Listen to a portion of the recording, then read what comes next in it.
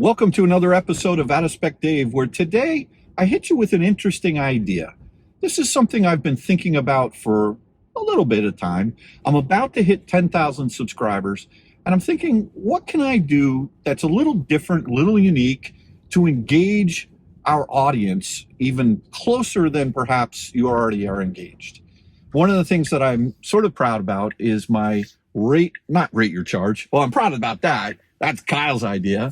But the Your EV Journey videos that I make from time to time, where I listen to people that drive EVs or people that are thinking about driving EVs, and I interview them and I ask them their opinions about certain things.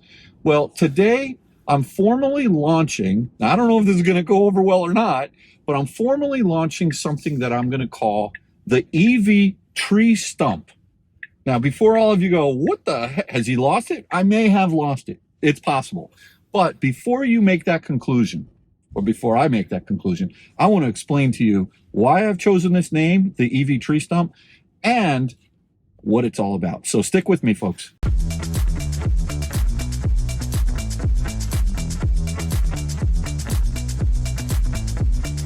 So years ago, back in the early 1820s, there was a tradition when people in their local towns, they wanted to get out and spread the word about whatever the news of the day was.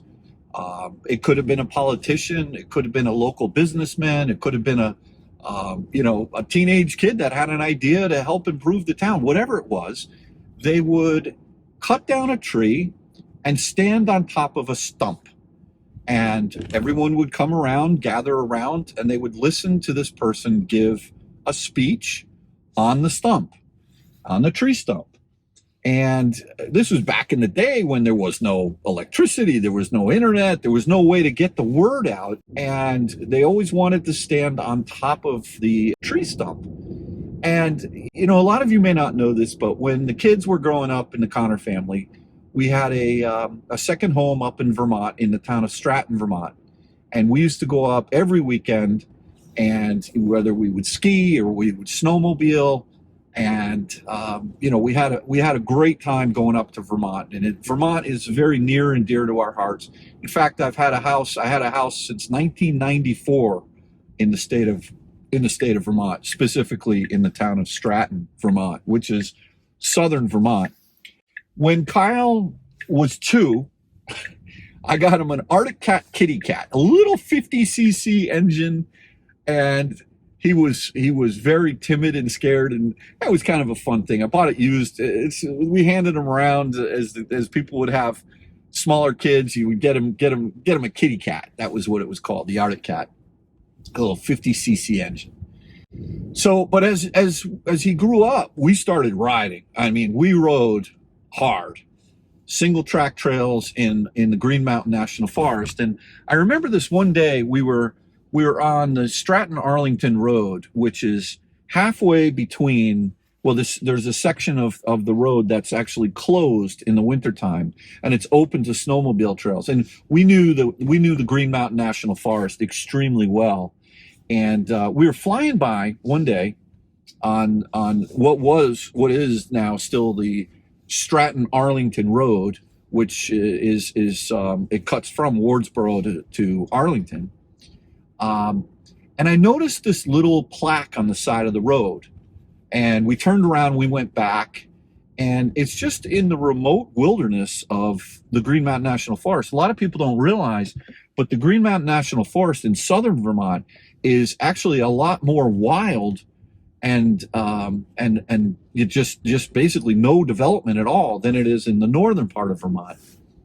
And so anyway, we turned around, we went up, and we saw this plaque that said that in 1840, in July of 1840, Daniel Webster stood in this spot where we were, in the middle of nowhere.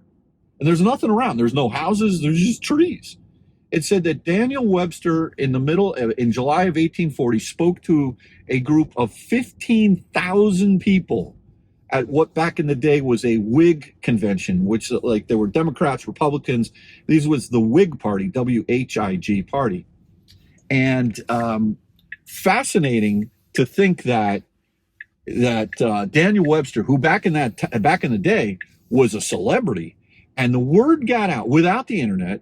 It got out that on this remote village countryside, little, I guess there maybe were homes or a little town there. I did a little bit of research after it, and he spoke to 15,000 people on a stump, and it got me thinking. And maybe I'm a little weird, but it's got me thinking that as I'm about to hit 10,000 subscribers, I started this channel back in July, I've got a modern day stump that I can go out, make a video like this and share it with you, and a lot of people will watch it. But I also want to be able to share the microphone with my audience. And I want to give them the opportunity to get on the stump and talk about EVs. And so my idea is that every week, what we will do is I will ask a question, usually probably, I don't know when, I'll tweet it out, or I'll tweet out the question. As a matter of fact, I did that today, launching this new EV tree stump idea. And look, this may crash and burn really badly, but the spirit of what I'm trying to do is I want to ask questions of all of you. And I want you to submit your video responses of 1 minute to 2 minutes each, answering the questions that I come up with. This first week, I'm asking about what are the top 3 things that you think people should, kind of like a pro tip about charging etiquette. And I see a lot of strange behavior going on at charging stations. And I don't think it's because people are malicious for the most part.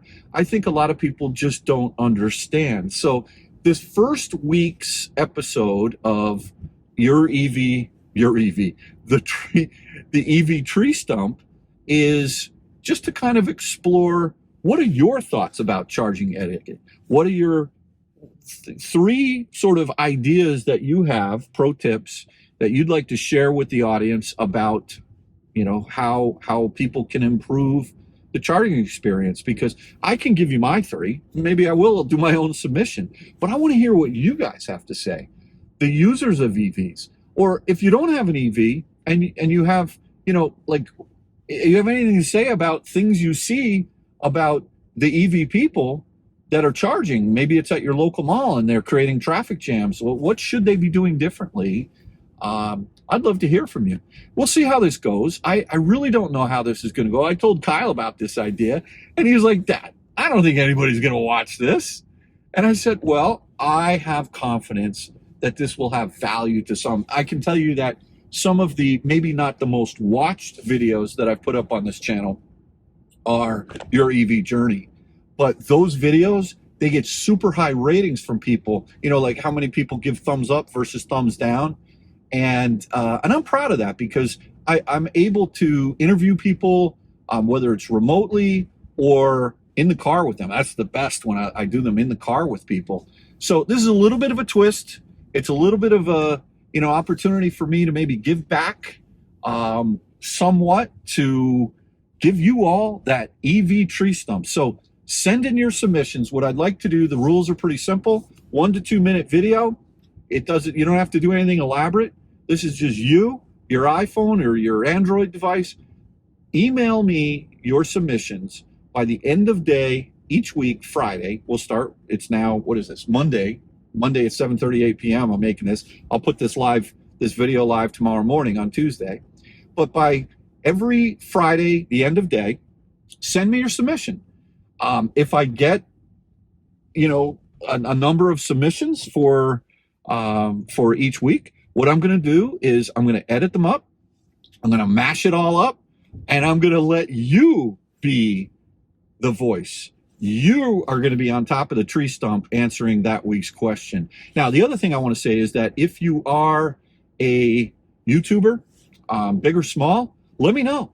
And I want to know what your channel is, and I want to say who you are, and I want to spread the word about your channel too. I'd like to subscribe to your channel if it's something that I find of interest, and maybe others will as well. So I don't want this to be an advertisement for you, but I definitely want to be an advocate to spread the word about a lot of good content that's out on the internet. So with that, let's have some fun. Let's see how this goes. Maybe this will be a 1-week experiment, and then I'll have to come up with my next crazy idea, which I probably will.